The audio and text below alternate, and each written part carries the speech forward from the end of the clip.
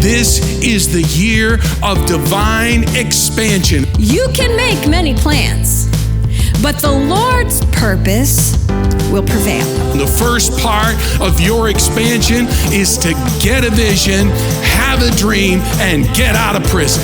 God created you to fulfill a purpose, and He understands your purpose way better than you do. You won't get out of prison unless you're speaking your dreams, speaking your vision, speaking your purpose. His plan and His purpose for my life is so much better than anything I could ever strategize for myself. He will send 1,000 angels, if He's got to prepare the way for you to be set free into your purpose. When you put yourself in alignment with God's purpose for your life, there is no greater joy. Sooner or later, purpose has to rise. How many of you guys have been enjoying this series on purpose? Just show of hands. Just as we break down our core values, the past couple weeks, Pastor Kevin has talked about building for future generations. And today we're going to have more of a conversation about committed to creativity and excellence. And then our other two core values will be following this week with United to be a light for a city and to celebrate people in life. But before we get started, on behalf of all three of us, we just want to thank Pastors Kevin and Beth for this opportunity to share about this core value. I know the people up here with me really demonstrate this core value well in their own life and in their teams, but it's an honor to be able to speak to you guys this morning. Pastor Beth is actually continuing Devoted Conference this morning. She's speaking at the Wave Richmond campus this morning, and Pastor Kevin is in Maine visiting with some family. So they will be here tonight for crew night, so make sure you guys are there. But I'll just go ahead and introduce who I have here with me. I have Alan here. He's our technology pastor. He also leads the tech team, so anything screens, sound, cameras, anything there is all under Alan. And Josh, for those of you guys who don't know, is our worship pastor and leads the creative arts team. So anything that has to do with band, vocals, or even some of the items that we do and the productions that we do, like around Christmas time, that's all under Josh. And then I also, for those of you guys who don't know, lead our First Impressions team. So all the hosts and greeters, I handle the scheduling and the leadership for that. So let's jump into this core value, committed to creativity and excellence. Let's go back and just really, why do we have this core value? Where do we find this biblically? And why don't you start us off, Alan? Sure. Well, to get started, as I think about that core value, we kind of have to go back to the beginning, right? Kevin and Beth were called to start this church, and their experience, they were at a small country church, really. And so as God called them to start this church, they felt it impressed on them to really see what God was doing in other parts of the world. They wanted to see churches that were really being effective with the gospel, really reaching people, connecting people with God, and doing it with excellence. And so that put them on a journey. Actually, my wife and I, Jeannie, we have been longtime friends of Kevin and Beth, and we had the opportunity to be with them on a lot of those journeys in the early days. So that took us to Australia. It took us to Great Britain. It took us to multiple places all over the U.S. And we saw some amazing things. We saw ministry taking place, things that we had never seen before. And seeing how God was really using these churches, and they were doing things, reaching people in ways that we had never seen. Our minds were open to things. Our hearts were open to things. And we knew right then and there, that's what we want to be. We want to be an effective church that is reaching Martinsburg, that is reaching this area, that's reaching our state, and doing it in a creative and excellent way like we had seen and witnessed. So the number one reason that we're created to creativity and excellence is because creativity and excellence reflect the heart and character of God. It's who God is. God is committed to creativity and excellence. Let's look at the Bible at the very start. Let's go to Genesis chapter 1 in verse 1. It says, in the beginning, God, everybody say it with me, created the heavens and the earth. Creativity is the very first thing we learn about God. That's pretty cool. Creativity. The Bible goes on to describe that chapter. He talks about how he created everything in the earth, the vegetation, the animals, day and night. And he continues on. And then when we get to verse 27, it says, so God created human beings in his own image. In the image of God, he created them. Male and female, he created them.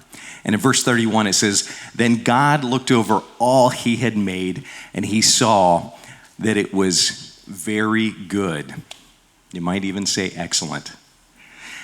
You know, we always talk about all the different characteristics, the different attributes of God, but we don't think about the fact that we're made in his image, in the image of our creative creator. God himself is committed to creativity and excellence, and we're created in his image. And so when we say here at Airborne that we're created or we're committed to creativity and excellence, it means we're going to do everything we can with excellence to make God famous, to make his name known right here in Martinsburg and beyond. Yeah, it's good, Alan.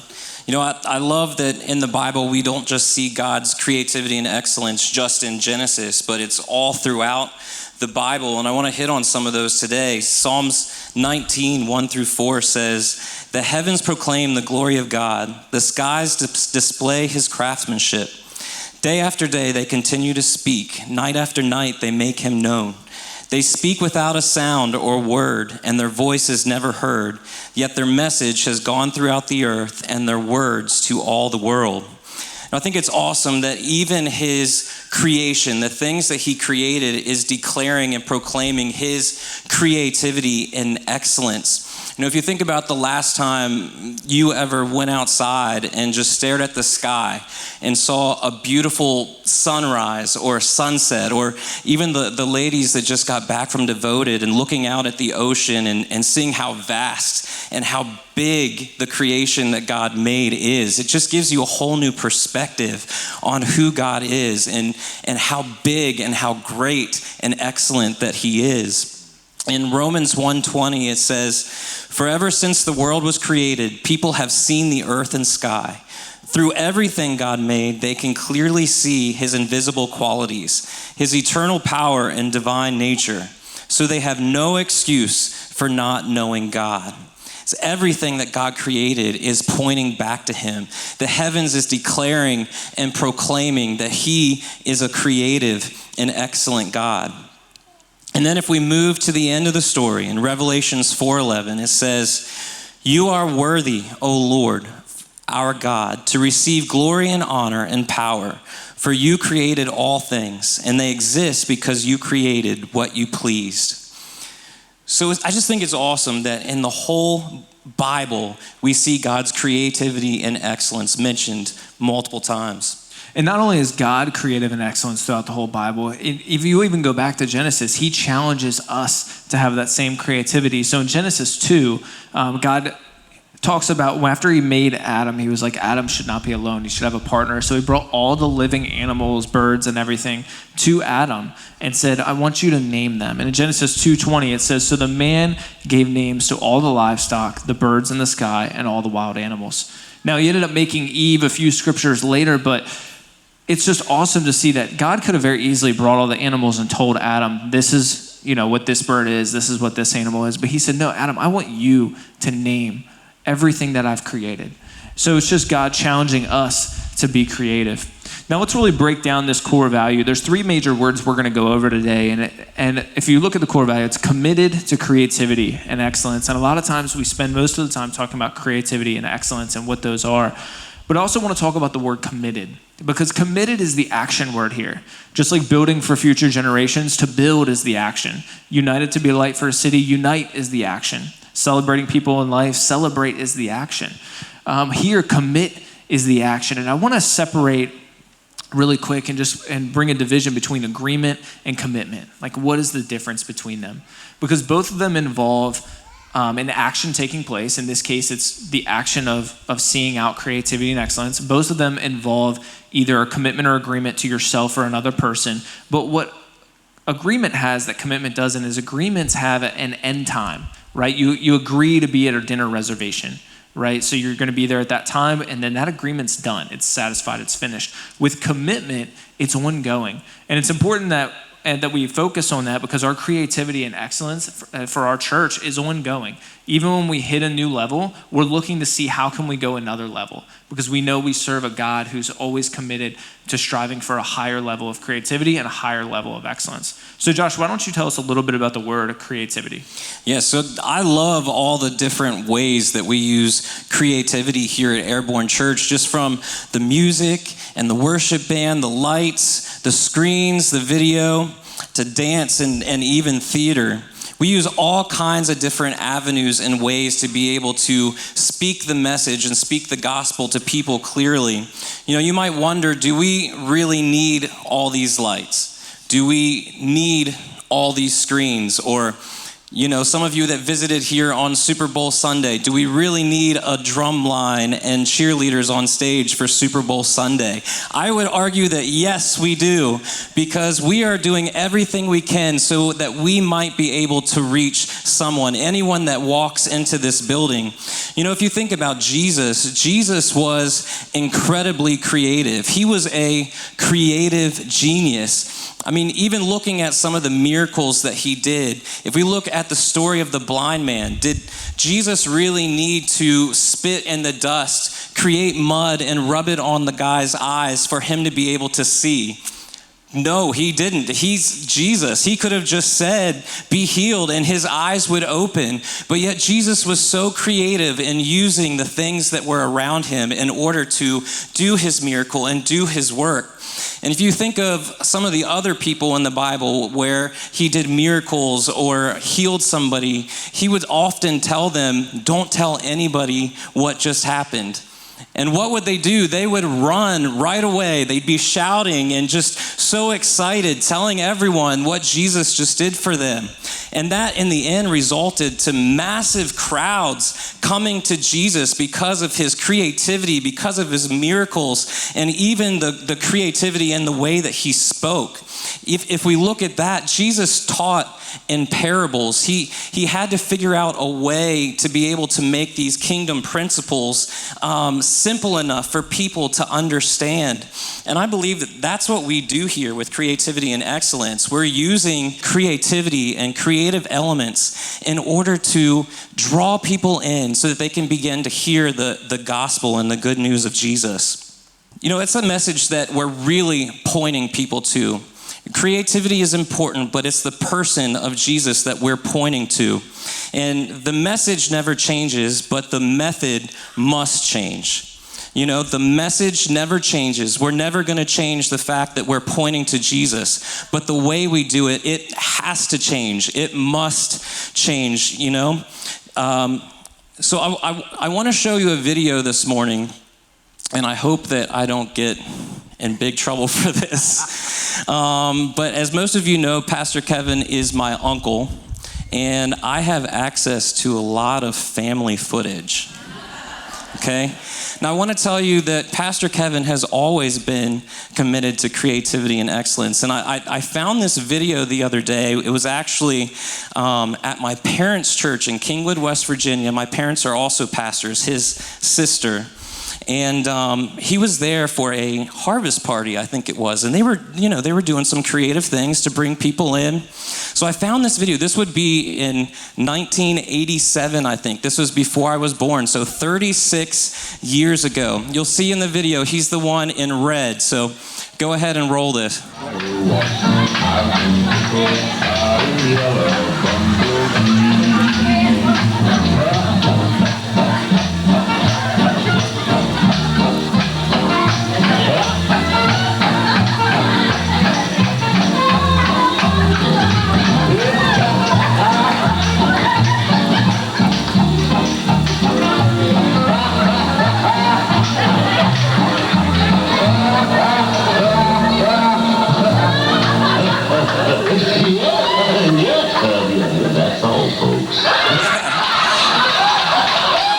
That's awesome. And again, I hope I don't get in trouble You're for gonna that. be in trouble. Yeah, this is a classic act of it's easier to ask for forgiveness than permission. Yes, absolutely.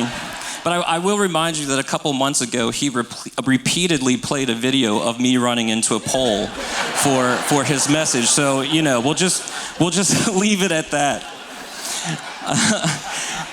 But can you imagine the church now using the same tactics of creativity that they did back in 1987?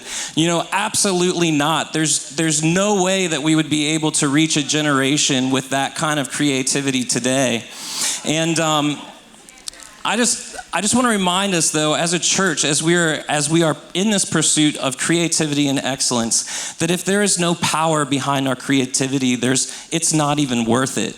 In 2 Timothy 3:5, it says, having a form of godliness, but denying its power. There's no point in creativity without power. It might make us look good. It might make the church look good. But if it's not pointing to Jesus, none of it even matters. And I know that everything that we do here at Airborne Church is full of the power of God. It has power behind it. And I know that because I know that people have experienced it for themselves. I think about somebody who'd be in the audience and just hearing a piece of a lyric that really touched their lives and God moving in that. Or, a new person that walked into the doors for the very first time that leaves with tears streaming down their face.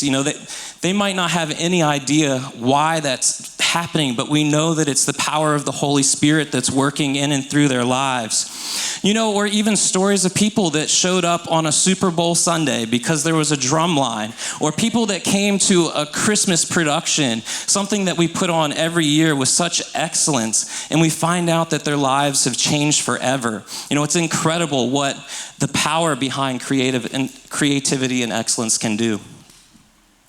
Awesome, Josh. Let's talk about excellence. Excellence is one of those words that for some people it can kind of be a little intimidating. Like, wow, I got to do stuff with excellence. But excellence, actually, I love this definition that we go by here at Airborne. Excellence is doing the best you can with what you have in your hand.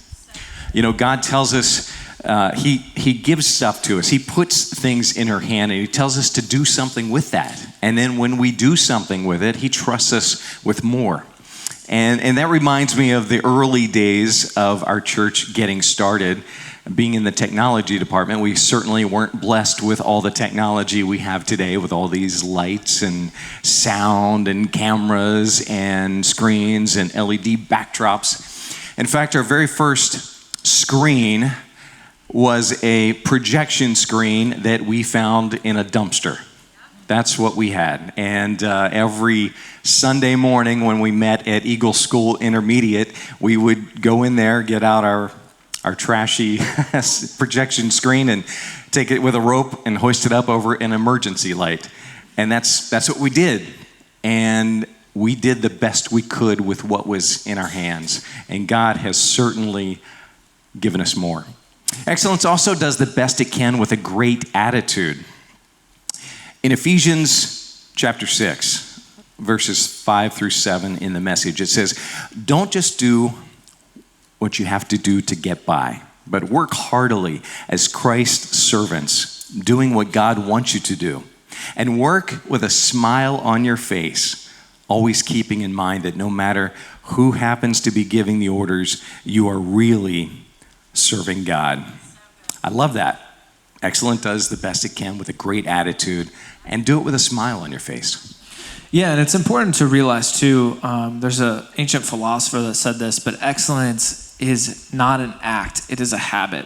And it's important that we're not only just doing it in one area of our life, but that we're pursuing it in all areas of lives. Because God isn't just here in church, he's with you wherever you go, in your work, in your home, he's with you. So it's important that we're pursuing excellence in each and every area of our life.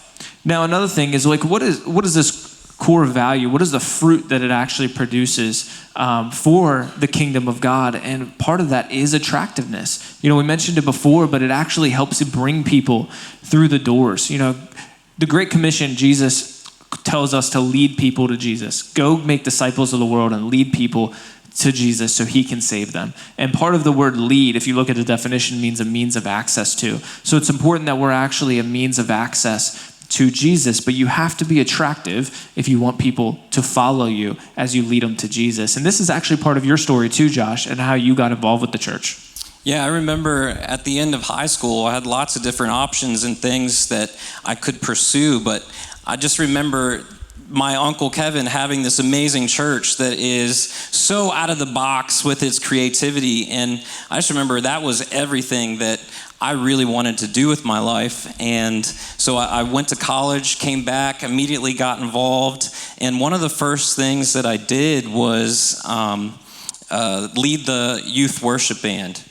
And it was just an amazing experience because that was really the first time that I ever really experienced how creativity and excellence actually attracts younger generations. I mean, you're looking at 100, 150 students in a youth chapel at one time, and it's just absolutely incredible. And even thinking about the talent and the creativity that were in the students then, a lot of those students that were leading worship back then are actually the same ones that are leading you in worship today, years later, which is absolutely incredible. And now, fast forwarding to this year, being able to lead the ACA Chapel Band has been absolutely incredible because we're seeing it again. Creativity is just so attractive. I watch the kids sit back there on the piano and write songs and play the drum back there and be extremely creative. Let me encourage you, mom and dad, if you have a son or a daughter who is interested in music, make sure that you take the extra mile to really do what you need to do to help them out in that. Buy them the instrument.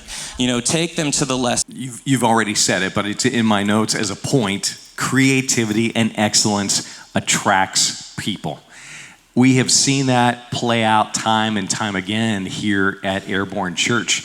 We do creative events all the time. Many of them have already been mentioned, from our Christmas productions that we do to Women's Adored Conference. We just had an incredible 20th anniversary celebration weekend that we did last fall, to our message series.